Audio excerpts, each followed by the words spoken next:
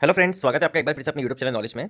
BSTC 2026 examination form अब start हो गए हैं फिल होना। तो आप सभी यहाँ अपने फॉर्म अब इजीली यहाँ से फिल कर सकते हैं। यहाँ आप देख सकते हैं वर्धमान महावीर खुला विश्वविद्यालय कोटा प्री डीएलएड एग्जामिनेशन 2026। यहाँ पे प्रारंभिक शिक्षा में डिप्लोमा सामान्य एवं संस्कृत प्रवेश परीक्षा 2026। तो यहाँ पे प्री डीएलएड एग्जामिनेशन 2026 के फॉर्म्स अब स्टार्ट हो गए हैं फिल करना। जो भी यहाँ पे एप्लीकेंट हैं वो इजीली यहाँ से अपना फॉर्म फिल कर सकते हैं। तो पहले हम बात करेंगे यहाँ पे जो अधिसूचना जारी की गई है, गाइडलाइन जारी की गई है, उसके बाद फॉर्म फिलिंग की हम पूरी प्रक्रिया आज जानेंगे। तो यहाँ पे सबसे पहले हम यहाँ पे क्लिक करेंगे गाइडलाइंस पे। गाइडलाइंस पे हम जैसे ही क्लिक करेंगे तो आपको यहाँ पे जो भी गाइडलाइन है इसकी पूरी ओपन हो जाएगी। यहाँ पे महावीर खुला विश्वविद्यालय कोटा के द्वारा जो गाइडलाइन जारी की गई है आप यहाँ से देख सकते हैं। सामान्य दिशा निर्देश यहाँ पे दिए गए हैं। ऑनलाइन आवेदन पत्रों की उपलब्धता मतलब 2 दिसंबर 2025 से आप यहाँ पे फॉर्म फिलिंग स्टार्ट कर चुके हैं। ऑनलाइन आवेदन करने की जो अंतिम तिथि दी गई है वो है 31 दिसंबर 2025। परीक्षा की तिथि बाद में घोषित की जाएगी। विभिन्न वर्गों के लिए उच्च माध्यमिक परीक्षा एवं समकक्ष परीक्षा में न्यूनतम जो प्रतिशत अंक होंगे रिक्वायर्ड वो जनरल कैटेगरी के लिए 50%, SC ST के लिए 45%, OBS SBC MBC के लिए 45%, जो भी हैंडीकैप है दिव्यांग है उनके लिए 45%, विधवा परित्यक्ता तलाकशुदा महिलाएं 45%। मतलब 12th क्लास में आपके इतने अंक तो होने ही चाहिए, तभी आप यहाँ पे BSTC का फॉर्म फिल कर पाएंगे, अदरवाइज आप नहीं कर पाएंगे। आयु देख सकते हैं आप, अभ्यर्थी की आयु परीक्षा तिथि को 28 वर्ष से अधिक नहीं होनी चाहिए, तो ये ध्यान रखने वाली बात है। विधवा तलाकशुदा परित्यक्ता महिलाओं के लिए आयु की कोई भी लिमिट नहीं है। साथ ही यहाँ पे आवेदन प्रक्रिया के लिए आपको यहाँ पे वेबसाइट भी दी गई है, इस पर क्लिक करके आप डायरेक्ट इस वाले पेज पे आ सकते हैं। एंड इसमें आपको यहाँ पे जो भी आपकी फीस लगने वाली है, सामान्य एवं संस्कृत किसी भी एक पाठ्यक्रम के लिए 450 रुपये, दोनों पाठ्यक्रमों के लिए आपको 500 रुपये का पेमेंट करना होगा। ये ध्यान रखने वाली बात है। इसमें आपको हेल्पलाइन नंबर भी दिया गया है जो यहाँ पे 8 बजे से 8 बजे तक क्रियाशील रहता है प्रातः। एंड जो भी अपीयरिंग है वो भी यहाँ पे अपने फॉर्म फिल कर सकते हैं, बट उन्हें जब वहाँ पे जब उनका सिलेक्शन हो जाएगा फॉर्म फिलिंग में तो उसके बाद उन्हें जो भी यहाँ पे शर्तें हैं पात्रता की वो पूरी करनी होगी। अब हम चलते हैं डायरेक्ट यहाँ पे फॉर्म फिलिंग की प्रोसेस पे। सबसे पहले फॉर्म 2026 पे आपको क्लिक करना है और इसका जो लिंक है मैं आपको डिस्क्रिप्शन में दे दूंगा, क्योंकि यहाँ पे डायरेक्ट वेबसाइट ओपन नहीं होती है। इसके लिए आपको सबसे पहले आपको बोनाफाइड स्टेट यहाँ पे सेलेक्ट करना है, कौन सा आपका गृह राज्य है, कौन से स्टेट से हैं आप, तो वो आप यहाँ से सेलेक्ट कर लीजिए। उसके बाद आपको यहाँ पे आपका डिस्ट्रिक्ट सेलेक्ट करना है। डिस्ट्रिक्ट सेलेक्ट कर लेंगे हम यहाँ से। ये जो भी मैं आपको इन्फॉर्मेशन बता रहा हूँ ये एवं केवल डमी कैंडिडेट की आपको इन्फॉर्मेशन बता रहा हूँ ताकि आप फॉर्म फिल करना सीख पाएं। अब आपको सेकंड ऑप्शन मिलेगा एग्जामिनेशन डिस्ट्रिक्ट प्रेफरेंस, कौन सी आप जिले को प्राथमिकता देना चाहते हैं, कहाँ एग्जामिनेशन चाहते हैं पहले, तो वो आपको यहाँ से सेलेक्ट कर लेना है। हम यहाँ से सेलेक्ट कर लेंगे। उसके बाद यहाँ से सेकंड प्रेफरेंस दे देंगे।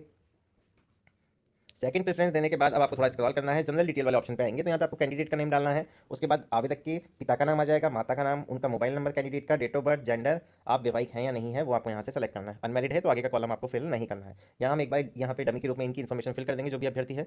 अब आप देखेंगे यहाँ पे हमने कैंडिडेट का नेम फिल कर दिया है, पिता का नाम आ गया है, माता का नाम आ गया। आपको यहाँ पे एक्जैक्ट नेम लिखना है जो भी है। आधार कार्ड में जो भी इन्फॉर्मेशन है, 10th की मार्कशीट में जो भी इन्फॉर्मेशन है, सही इन्फॉर्मेशन से आपको ये डाटा फिल करना है। इसके बाद मोबाइल नंबर लिख देंगे, डेट ऑफ बर्थ। इसके बाद अगर आप वैवाहिक हैं तो आपको मैरिड सेलेक्ट करना है, नहीं है तो अनमैरिड सेलेक्ट करना है। इसको स्क्रॉल करेंगे। अब आपको यहाँ पे कैटेगरी आपकी सेलेक्ट करनी है, जनरल है, EWS है, क्रिमिनल OBC है, नॉन क्रिमिनल OBC है, MBC SC ST है, तो उसके अकॉर्डिंग आप सेलेक्ट कर लीजिए। अगर EWS का कार्ड है तो EWS भी सेलेक्ट कर सकते हैं। इसके बाद यहाँ पे आपको माइनॉरिटी सेलेक्ट करने का ऑप्शन मिलेगा कि आप माइनॉरिटी से बिलोंग करते हैं, अल्पसंख्यक हैं, नो कर देंगे तो आगे के कॉलम्स में ऑटोमेटिक नॉट एप्लीकेबल आ जाएगा। इसको आपको चेंज नहीं कर पाएंगे क्योंकि ये पूरा का पूरा अल्पसंख्यक के लिए है। पर्सन विद डिसेबिलिटी, शारीरिक रूप से दिव्यांगता आपको यहाँ पे सेलेक्ट करनी है तो आपको यस या नो करना है। उसके बाद ऑटोमेटिक यहाँ पे दिव्यांगता के प्रकार में नॉट एप्लीकेबल आ जाएगा।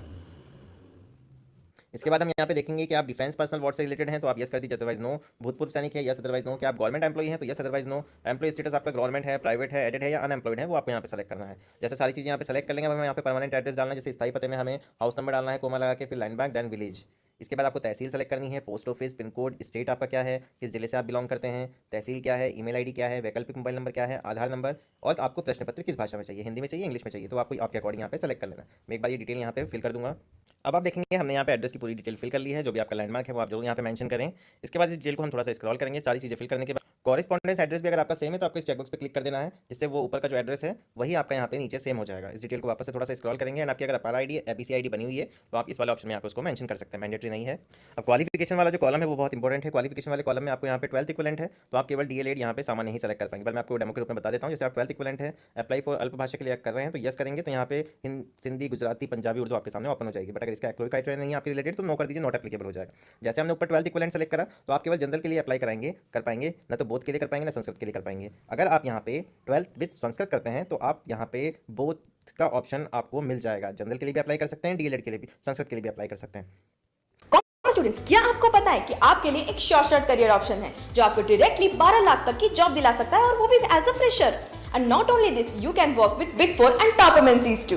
क्या हुआ, यकीन नहीं हो रहा? मैं बात कर रही हूँ ACCA की। ये एक ऐसा करियर है जो आपके लिए 180 प्लस कंट्रीज के डोर्स खोल देता है। Wait, I show you. सिर्फ सितंबर मंथ में ही 58,000 plus ACCA job listings live हैं Naukri.com पर। तो सोचो 2025 में इसका डिमांड कितना ज्यादा हाई है। तो सोचना अभी बंद करो और अटेंड करो हमारा फ्री ACCA वेबिनार, जहां आपको एक कंप्लीट रोड मैप समझाया जाएगा about ACCA। Register now, it's completely free.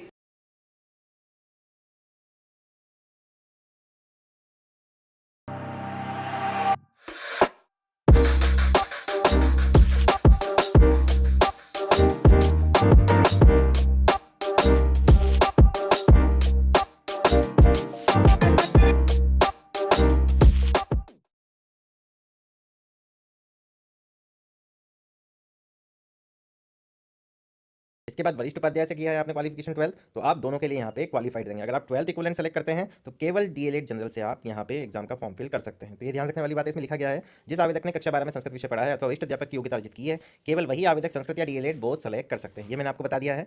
अब इस डिटेल को थोड़ा सा स्क्रॉल करेंगे। स्क्रॉल करने के बाद नॉर्मल डिटेल है एकदम, जो भी आपने यहाँ पे सेकेंडरी आपने परीक्षा उत्तीर्ण करी है। संस्कृत एजुकेशन डिपार्टमेंट में इसे प्रवेशिका परीक्षा बोला जाता है 10वीं को, एंड 12वीं को वरिष्ठ उपाध्याय बोला जाता है। एंड यहाँ पे जनरल एजुकेशन में सीनियर सेकेंडरी या सेकेंडरी जो भी बोलते हैं हम उसको। इसके बाद आपको यहाँ पे 10th एंड 12th की जो भी आपने जिस बोर्ड से यहाँ से जिस यूनिवर्सिटी से यहाँ से आपने परीक्षा उत्तीर्ण करी है वो यहाँ पे मेंशन करना है। Year, maximum marks, obtain marks, percentage कितना है, वो सब आपको मेंशन करना है। मैं एक बार यहाँ पे कर देता हूँ सारी चीजें सेलेक्ट। अब यहाँ हमने क्वालिफिकेशन से रिलेटेड सारी इन्फॉर्मेशन फिल कर दी। अब आपको सिंपल यहाँ पे चेकबॉक्स पे क्लिक करना है, देन नेक्स्ट बटन पे क्लिक करना है। जैसे आप नेक्स्ट बटन पे क्लिक करेंगे अब आपको क्या करना है, यहाँ पे आपका फोटो अपलोड करना है। चूज फाइल करके पहले मोबाइल में उसको सेव कर लीजिए, उसके बाद सिग्नेचर अपलोड करना है, थंब इंप्रेशन आपको यहाँ पे अपलोड करना है। तो मोबाइल में आपने जहाँ पे भी इसको सेव किया हुआ है उसको आप कंप्रेस करके रखें। साथ ही यहाँ पे जैसे हम चूज फाइल पे क्लिक करेंगे तो आपके पास यहाँ पे ऑप्शंस मिलते हैं फोटो अपलोड करने का। आपका जो भी सिग्नेचर वगैरह है वो आपको यहाँ से सिंपल अपलोड कर दे। बहुत सिंपल प्रोसेस है। चूज फाइल करना है, जैसे फोटो सेलेक्ट हो जाएगा उसके बाद इसको अपलोड कर दीजिए। सिग्नेचर भी हम अपलोड कर देंगे, थंब इंप्रेशन भी हम अपलोड। जैसे हम यहाँ पे तीनों इन्फॉर्मेशन यहाँ पे अपलोड कर देंगे, जैसे recent photo, signature, thumb impression. इसके बाद इस डिटेल को थोड़ा सा स्क्रॉल करेंगे। स्क्रॉल करने के बाद अब आपको यहाँ पे फिल बैंक डिटेल्स का ऑप्शन मिलेगा। अकाउंट होल्डर यहाँ पे आप सेल्फ रहेंगे, नेम इन अकाउंट में आपका नेम आ जाएगा जो भी आपने एप्लीकेंट का नेम सबसे पहले फिल किया था। यहाँ पे आपको IFSC कोड भरने हैं, बैंक का नेम और ब्रांच, उसके बाद account number, confirm account number, then checkbox पे क्लिक करना है। उसके बाद नेक्स्ट बटन पे आपको क्लिक करना है। तो हम यहाँ पे अब ध्यान रख लीजिए, ये जो बैंक अकाउंट नंबर रहेगा ये खुद एप्लीकेंट का रहेगा, किसी भी घर वाले का मत डालिए यहाँ पे, चाहे आप अकाउंट खुलवा लीजिए आपका। अब यहाँ हमने अकाउंट नंबर की पूरी डिटेल दर्ज कर ली है। चेकबॉक्स पे क्लिक करेंगे, देन नेक्स्ट बटन पे क्लिक करेंगे। नेक्स्ट बटन पे क्लिक करने पर अकाउंट डिटेल सक्सेसफुली का आपके पास मैसेज आएगा, इसको ओके कर देना है। ओके करने के बाद वापस से इस डिटेल को थोड़ा सा स्क्रॉल करें। स्क्रॉल करने के बाद आपको यहाँ पे बोनाफाइड सर्टिफिकेट मूल निवास प्रमाण पत्र मांगना है। ये आपको मैंडेटरी है डालना, अदरवाइज फॉर्म आगे फिल नहीं होगा। तो यहाँ पे आपको बोनाफाइड सर्टिफिकेट नंबर आपका डाल देना है, मूल निवासी प्रमाण। इसके बाद सबमिट एंड नेक्स्ट बटन पे क्लिक करेंगे। सबमिट एंड नेक्स्ट बटन पे क्लिक करने के बाद आपका फॉर्म यहाँ पे कंप्लीट फिल हो चुका है और इसका अमाउंट ऊपर आ गया आपका 500 रुपये। तो अब इस डिटेल को हम थोड़ा सा स्क्रॉल करेंगे। स्क्रॉल करने के बाद आपकी डिटेल, बेसिक डिटेल जो भी आपने फिल करी है वो सारी की सारी आपके सामने आ जाएगी। एक बार चेक कर लेना है, रीचेक जरूर करना है, बिना चेक कीजिए, बिना चेक करे कोई भी आपको कार्य आगे नहीं करना है। अब इसको प्रोसीड फॉर पेमेंट पे हम क्लिक करेंगे। प्रोसीड फॉर पेमेंट पे क्लिक करने के बाद आपका पास पेमेंट मोड आ जाएगा, net banking, debit card, UPI, जिससे भी आप पेमेंट करना चाहते हैं आप कर दीजिए। उसके बाद आपका यहाँ पे फॉर्म सक्सेसफुली फिल हो जाएगा। तो ये थी पूरी प्रोसेस BSTC फॉर्म 2026 आप किस प्रकार ऑनलाइन भरेंगे। अगर आपको वीडियो पसंद आया हो तो प्लीज़ चैनल को सबसे पहले सब्सक्राइब करें, वीडियो को लाइक और शेयर करना ना भूलें। Thank you so much. मेरा फेवरेट राजा कौन सा, तो कौन सा, मतलब इससे ज्यादा दिमाग वाला मैंने राजा नहीं देखा।